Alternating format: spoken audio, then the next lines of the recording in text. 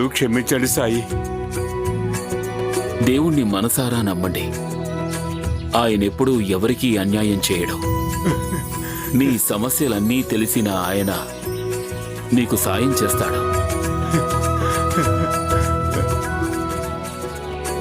ఈ రోజు ఈ ఊరి వాళ్లకు ఓ శుభదినం అని చెప్పాలి. మనకి ఓ మంచి వైద్యుడు దొరికారు. ఏమీ ఆశించకుండా వైద్యం చేసే వైద్యుడు దొరికారు. జాతి భేదం చూడకుండా వైద్యం చేస్తున్నారు.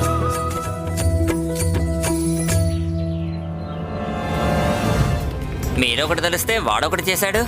హరి ఓం.